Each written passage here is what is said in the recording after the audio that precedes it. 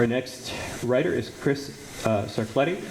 He's a Chicagoland area-based author and risk management professional who has a passion for learning. His lifelong experiences have helped him accumulate knowledge and broaden his perspectives on a wide variety of topics. He's traveled to numerous countries as well as cities and national parks all around North America, but he always enjoys exploring less visited and off-the-beaten-path locations where he can really get local.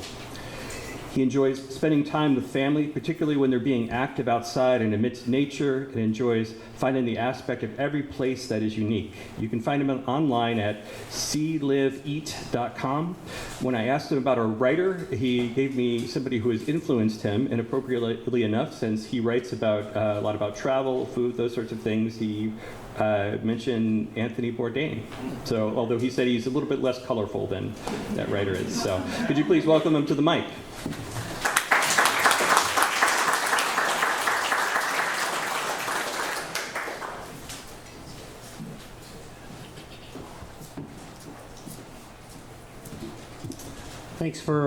Thanks for attending, and thanks for having me, for everyone that organized everything.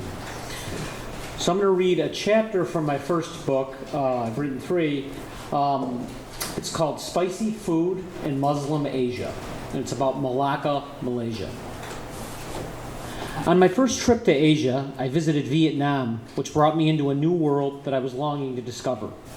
As I read about Singapore and Malaysia in preparation for my second venture to Asia, I grew increasingly excited to experience the distinct Indian, Malay, and Chinese elements that are part of these multicultural societies. That includes an intense food culture that can be particularly exciting to one's taste buds. As the rain poured outside, I packed my bag. Frustrated, I contemplated why I spent yet another night tossing and turning despite the fact that I was exhausted. Was it because I was sleeping on a padded mat on the floor of my friend's apartment in Singapore? Not really, as the air conditioning was on and the mat was pretty comfortable. No matter the reason for my sleeping problems, it would take some caffeine to get me going. I was excited for my bus ride with my friend Jamie to Malacca before moving on to Kuala Lumpur on the following day. Jamie was a work colleague from Amsterdam whose home country is Singapore. She'd invited me to stay at her place when I told her I was planning to visit the region. Jamie and I were in a hurry to beat the mad rush and make it to the Golden Mile complex in Singapore to catch our bus. We arrived 5 minutes late, but were fortunate that we were still able to board the bus. The ride to Malacca was pleasant, as there were huge green trees flanking the Malaysian highways. Along the way, we stopped at a cafe where I ordered a Malay curry noodle dish. Malay curries are said to be the best, and I was not disappointed, as my curry noodles with tofu, chili, and egg were outstanding. The food in Singapore was wonderful, and it did not appear that Malaysia would disappoint me in this regard. Malacca town is the capital of the Malaysian state of Malacca and is historically significant to the country due to the city's creation of a language, counting system, and royal lineage, which has had an undeniable long-term effect on the country. However, since Singapore was founded in 1819, Malacca has been in slow decline as Singapore and Kuala Lumpur have grown. Today, it is a popular tourist spot in Malaysia and has been listed as a UNESCO World Heritage Site since 2008. A UNESCO World Heritage Site is a place, such as a forest, lake, monument, or city, that is deemed to have special cultural or physical significance. We arrived in Malacca, and it immediately became apparent to me that Malacca is not Singapore. The 2-hour bus ride brought me into a completely different environment.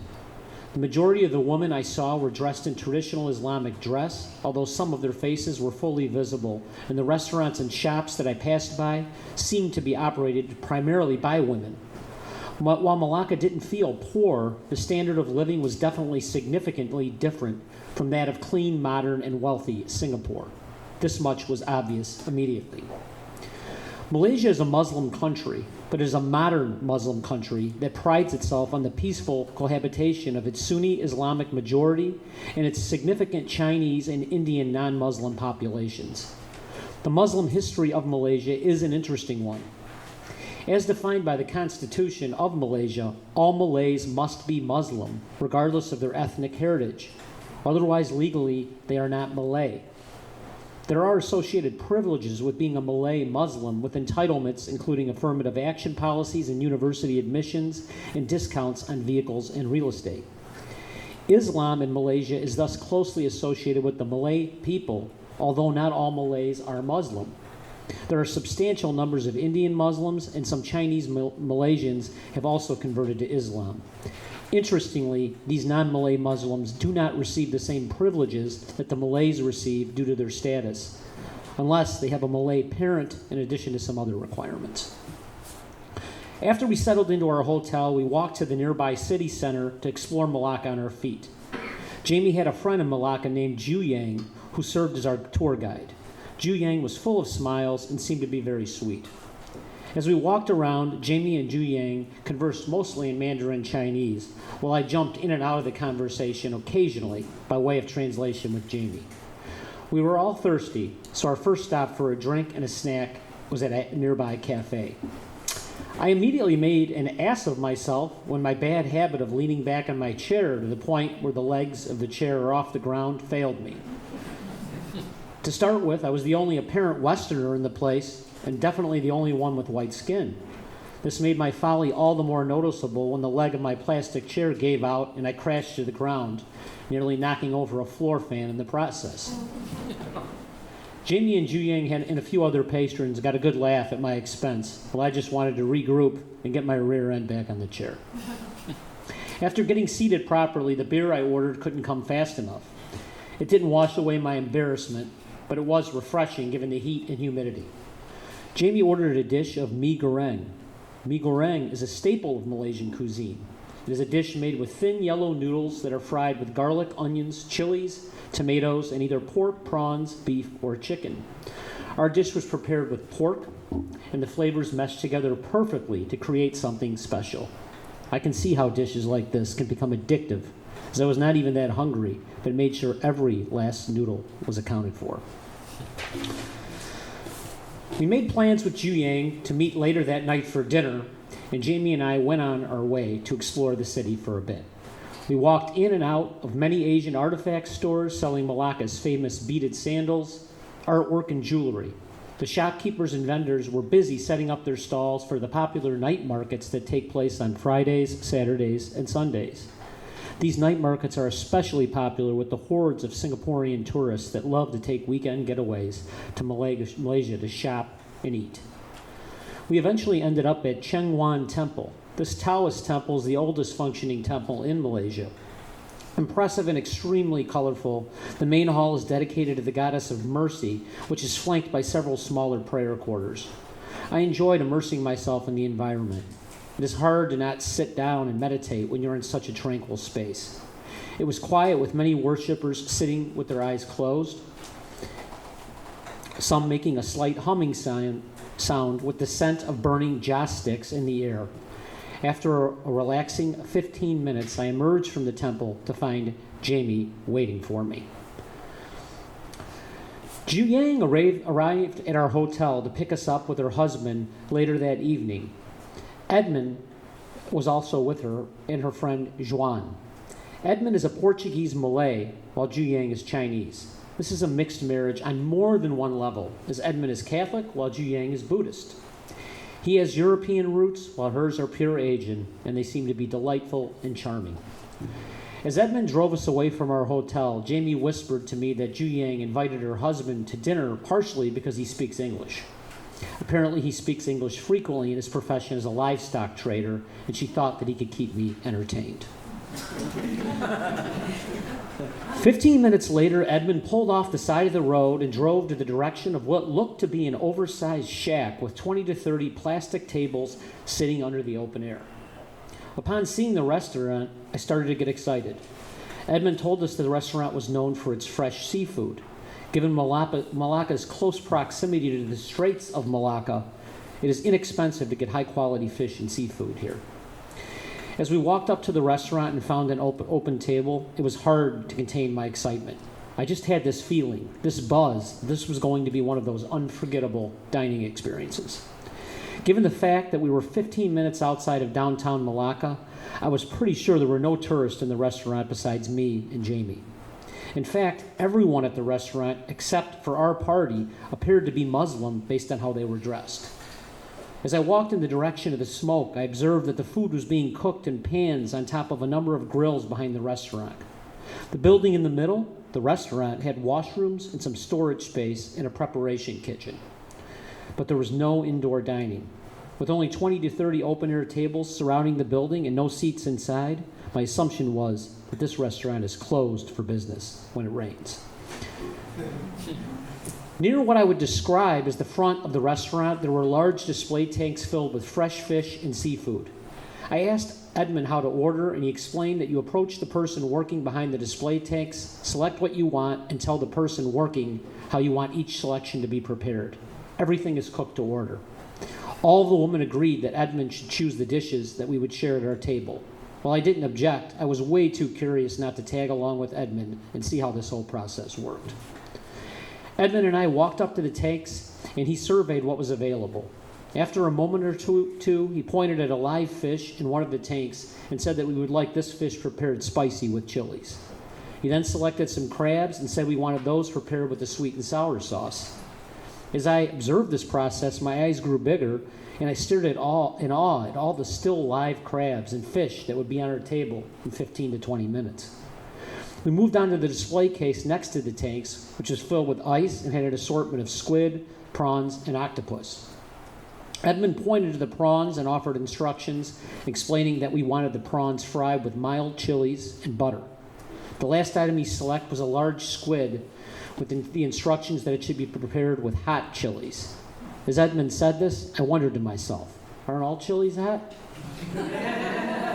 We walked back to our table, sat down, and I wasted no time embarrassing myself for the second time that day when I ordered a beer. The waiter's response was a blank stare, which turned into a smile and a friendly laugh. He didn't even need to explain that they didn't serve alcohol, as I immediately recognized my folly. Despite all the signs, I didn't realize that this was a pretty strict Muslim establishment. Just as strict followers of Islam don't eat pork, they also don't drink alcohol. In lieu of a cold beer, I ordered a glass of fresh squeezed orange juice. Our drinks arrived shortly, and we sat and chatted while we waited for our meal to arrive. After a few minutes, I began to survey my surroundings. We were sitting outside on the side of the road amongst 40 to 50 people enjoying a Saturday evening dinner with family and friends. Everyone except for our party of 4 is dressed in traditional Muslim clothing. There wasn't a tourist in sight. I thought to myself, this is the essence of traveling. This is what makes the long trips and jet lag all worth it. Our meal began with a basket of nasi lemak. Nasi lemak is a base accompaniment to many of the entrees served in Malaysian cuisine. In Kuala Lumpur, it is called the national dish, a national heritage of Malaysia.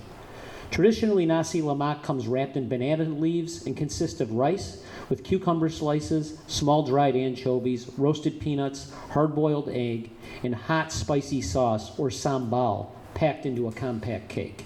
There were 15 to 20 nasi lemak packages in the basket on our table, and each rice cake was wrapped in newspaper.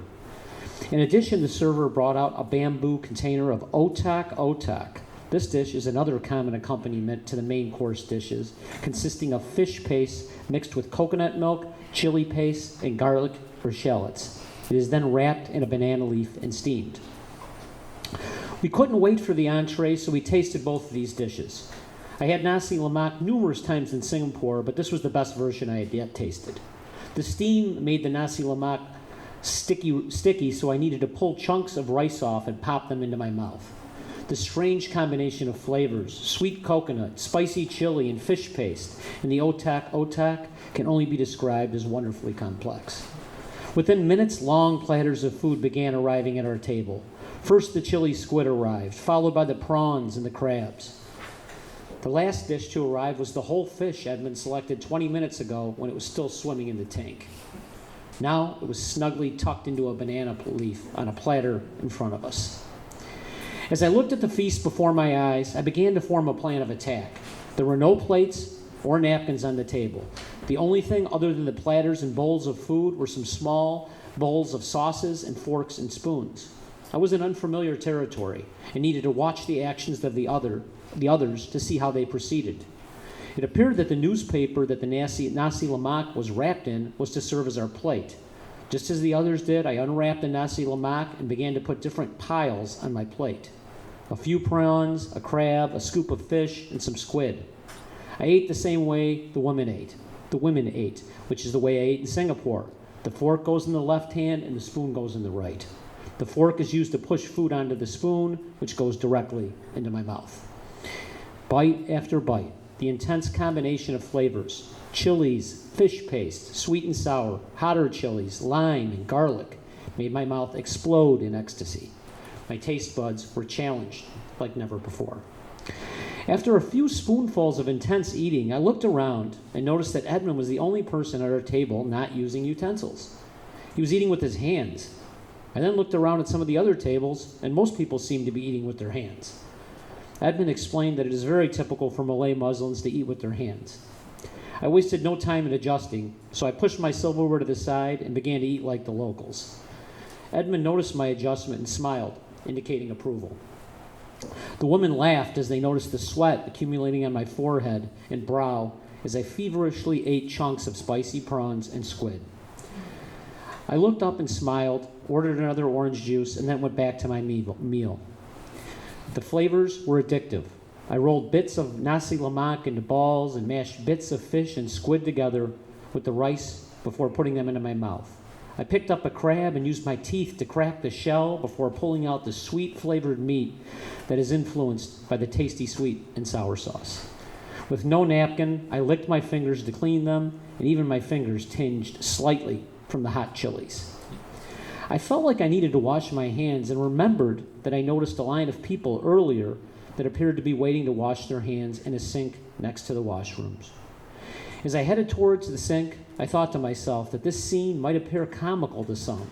I was the only Caucasian in the restaurant dressed in shorts and a t-shirt, in line behind a bunch of darker-skinned Malaysians dressed in traditional Islamic dress, including men with Muslim prayer hats and women with headscarves. As I waited to wash my hands, I contemplated this experience. Eating with my hands on the side of the road with the most basic tools, tanks, grills, pans, used to produce tasty, complex seafood dishes that surpassed what you would pay 5 times as much for at a restaurant in the Western world. The key ingredient was the quality of the fresh fish and seafood and the fresh vegetables, chilies, and spices used to create such intricate flavors. Eating meals like this is why I travel. It is for these experiences that I plan trips years in advance and keep copious notes based on what I read, see, taste, and hear. Thank you.